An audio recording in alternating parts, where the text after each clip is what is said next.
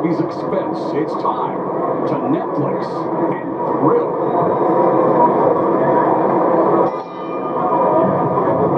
First of a scheduled 6 rounds. And immediately, Harvey flashing the jab, a lightning quick jab.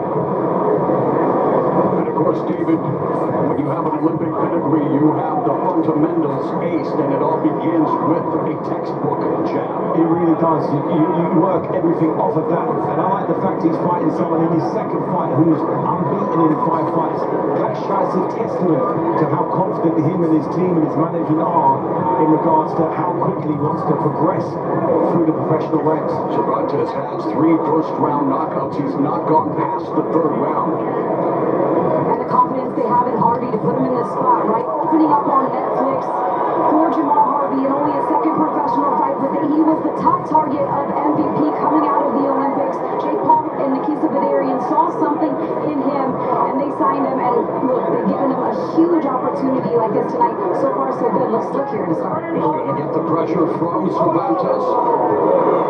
From the first minute, I can see exactly why they're taking this fight, because Harvey has the skills. He really does. He's putting his punches together like a seasoned professional in his 2nd professional fight. Yeah, he's technically and tactically sound, capable of switching stance from orthodox to southpaw as needed, and now is doing it from the southpaw stance. It's very comfortable southpaw. Down goes Cervantes. It will be ruled a knockdown, and it comes in round 1. Cervantes feels he was more off balance, and that punch landed. It was a left hand, I believe, that landed for Harvey. Is now working from orthodox after scoring a knockdown here in the 1st. Yeah, right on cue, Mauro. You said how comfortable he looks in that southpaw stance, and then boom, hits him with the flush left hand. I think Cervantes was a little bit off balance, but there was no doubt about it. A punch was landed clean there. Enviable speed as well for Jamal Harvey. Lightning speed, absolutely lightning. He puts his punches together so crisp and so clean, and knowing that he's getting out after he lands those shots.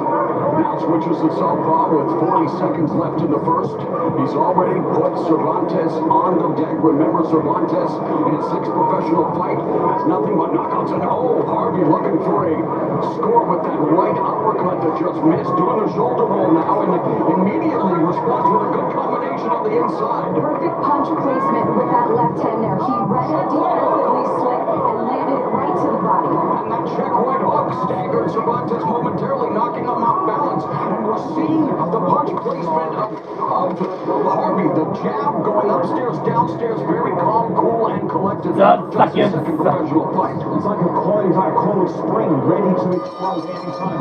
Time! There was a punch landed there from Harvey. And a huge advantage for Harvey. 21 of 61 in terms of total punches landed, according to CompuBox. Just 1 of 17 for Cervantes. So it was a blizzard of offense.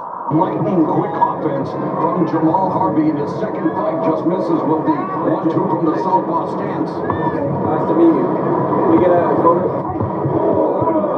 Gets countered sharply with that left hand, but Cervantes trying to close the gap. Harvey's got a great check right hook as well, David. He's so comfortable. He doesn't load it up. It's just there, but it's so fast and crisp.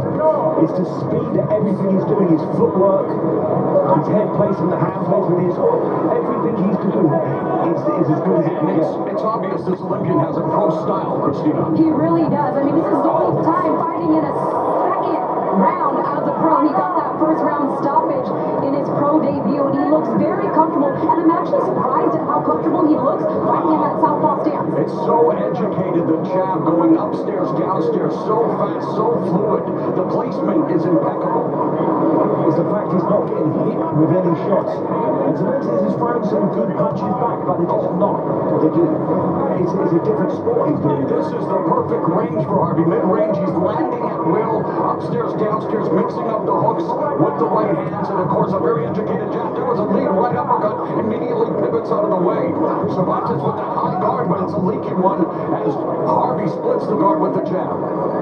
Definitely stepping up in the spotlight tonight. It does not look like his 2nd professional professional bout. He's being defensively sound, although he gets caught with the left hand there. But I like what I'm seeing early. He looks composed, David, under this bright, big stage. He really does.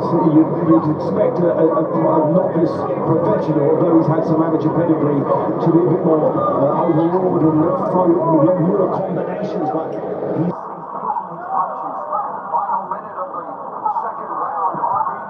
Comes from humble beginnings as a premature, undersized kid who faced health challenges and bullying. And here he is bullying Cervantes in the second round. And Jamal Harvey appears to be more than ready for his close-up here on Netflix. In his second fight, continues to take it to a game Colombian fighter by the name of Kevin Cervantes, but he's been unable to solve Marley whatsoever. Just a beautiful job changing levels with that jab. Upstairs stab jab right there to the body. He's showing a lot of different levels and layers to his arsenal, and that's something you don't always see with a fighter coming from the amateur. Cervantes having trouble solving Marley because he's not fighting Marley. Suck it. 10 seconds left here in the second. It is all one-way traffic for the Olympian from the United States. Live. Miami, Florida, the first of 4 fights culminating with the Judgment Day main event, Jake Paul versus Anthony Joshua. And nowhere in my 40-year career did I ever think I'd be saying those words, but it is happening in tonight's main event. And right now what's happening is a blossoming career of Jamal Harvey.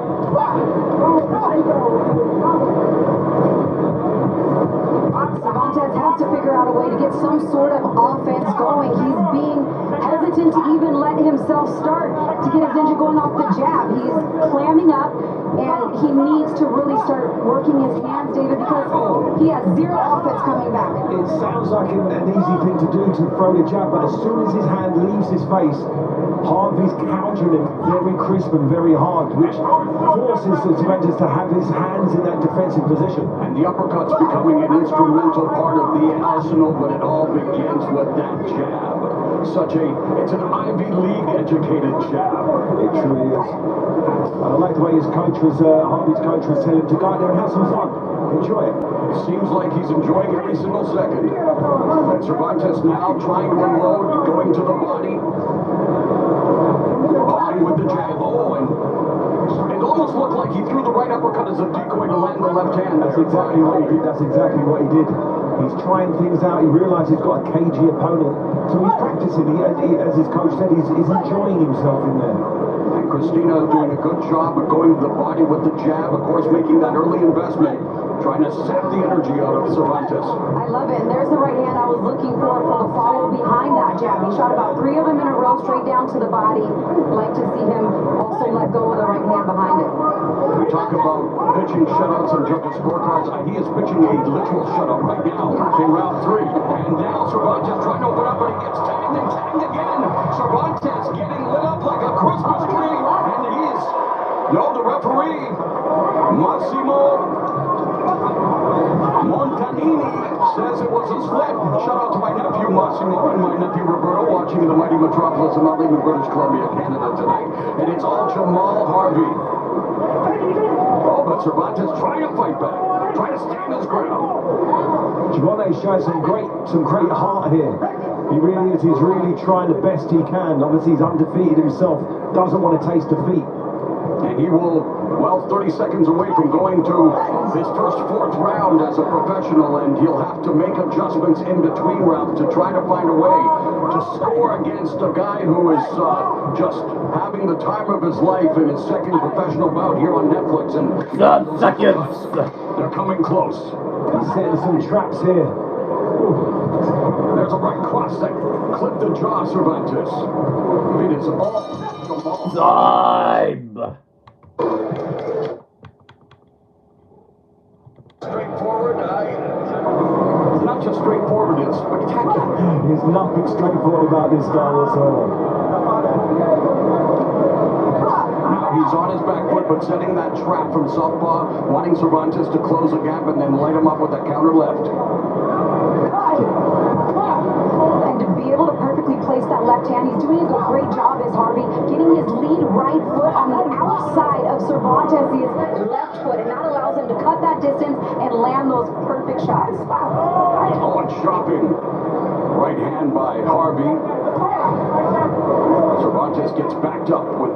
jab from southpaw, and again he continues to vary his attack upstairs, downstairs, steady like a metronome. So fast. And he's a tennis player too, by the sounds of it. Expending grunts and why not?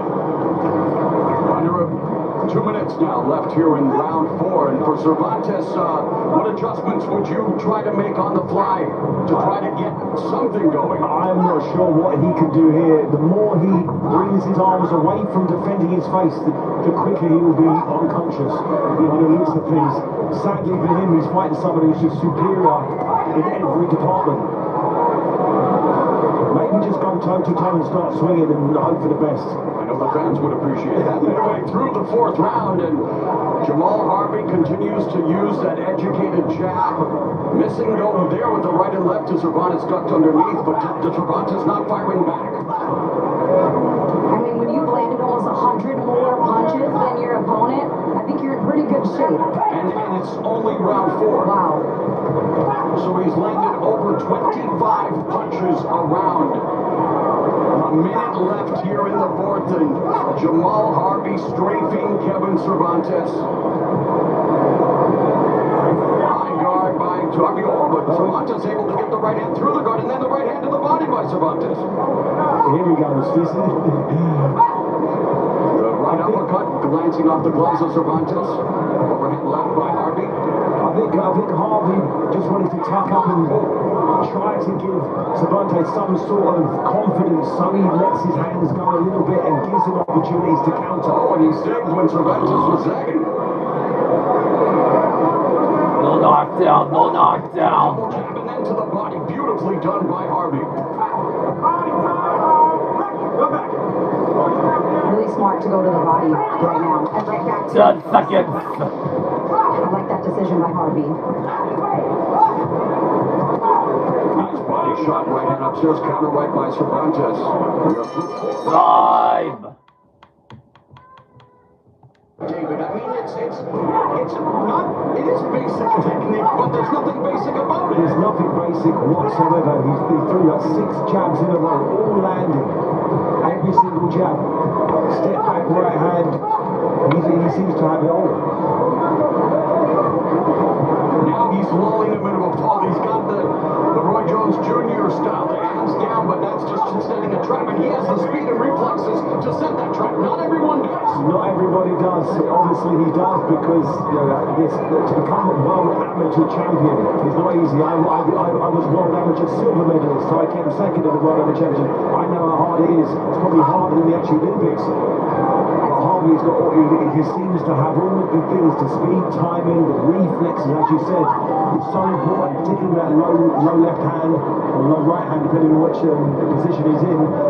It's imperative to have those reflexes. Sterling defense on display, Christina, as well. Yeah, and if that's Roy Jones-esque with the hands down, it's Terrence Crawford-esque, the way he's able to switch seamlessly between orthodox and southpaw. I don't typically like to see young fighters do that. Usually there's a lapse somewhere, mostly on defense, but he seems to be flowing now, back and forth seamlessly from both stances. And we know how long boxing retirements last, but if it is a retirement, I do want to congratulate Terrence Crawford on an all-time great career. I called his fight with Errol Spence Jr. It may have been one of the most virtuosic performances I called. I've had the pleasure of covering almost his entire career as well, and much respect to him going out on top. Salute to Terrence Crawford for sure. Enjoy your retirement. Until the money brings him back in the ring. I don't think so. I think he's achieved to win these three. He and Henry Armstrong are the only undisputed champions of 3 different weight classes. I mean, it doesn't get better than that. It doesn't. I'm so happy with his career, what he's done, the nights of entertainment. But boy, did he have the killer instinct, and if Jamal Harvey has that killer instinct, then that's just the cherry on the proverbial sundae, because he showcased everything, and we've seen his power. Even though it was an off-balance shot, it still was a flush punch that landed for the knockdown in round 1. But there's Cervantes going to the body with a left hook. Would you like to see Harvey start to sit down with more malevolence and become a little more aggressive, or is in the second fight. Rounds are important. Rounds are important at this stage. You know, it's no good bringing in some guy who's lost 10 fights in a row. That's not going to benefit Harvey. He needs guys who are coming at him, strong guys like Cervantes to extend him, to push him. Just seconds. I mean, the stats are just mind-boggling in Harvey's favor. He's got to be careful there. Getting a little wild, getting off balance, but Cervantes unable to return fire. Time.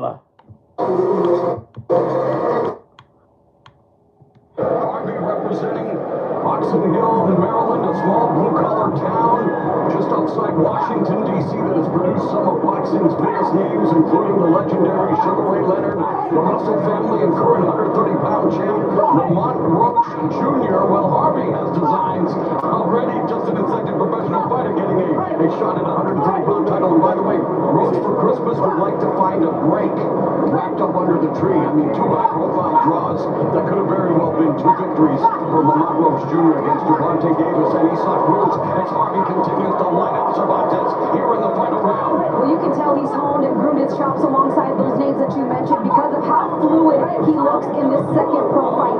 I am thoroughly impressed with the skill set that he's bringing to the table tonight and the composure for the young 23-year-old on this stage. I mean, it's just remarkable. Who can ask him questions? You know, you put him in there with a journeyman, he will knock him out in one round. You've got to get an undefeated fighter with a 100% knockout record. Nice incredible uppercuts from Harvey, who is competitive about everything, be it sports, Connect 4, and yes, the chess club in high school. So you talk about IQ, it's ring IQ and IQ period, as he continues to try to, decrease his IQ with some of these hard shots to the head. He also has that in common with Terrence Crawford, too. Probably the most competitive athlete I've ever met. Not probably, he is. Midway through the final round, and Cervantes eating a combination upstairs. There's the jab to the body. Harvey stuck to the game plan, showcasing some fluid footwork and able to land on the move.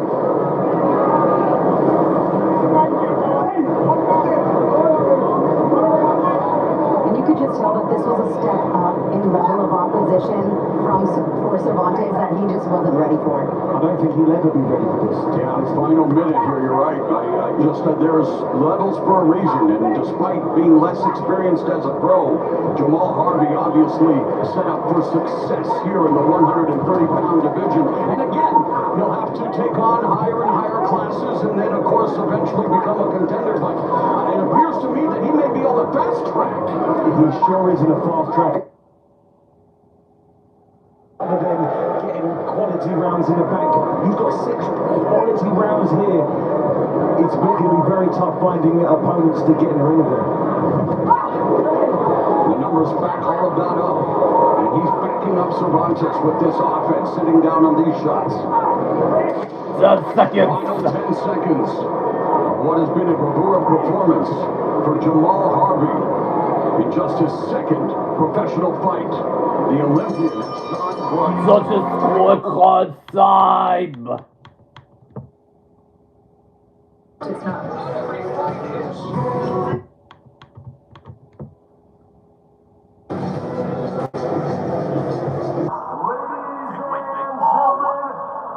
Six full rounds, we go to the judges' scorecard for the official decision. All 3 judges see the contest 60 to 53, declaring your winner by unanimous decision and still undefeated, Jamal Yes. Harvey. A name to keep your eyes on. Jamal Harvey, a U.S. Olympian who improves to 2-0